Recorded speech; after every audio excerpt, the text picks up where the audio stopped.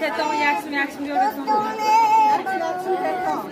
یکسم تتون بچه با اینه که گلستان کنه خونده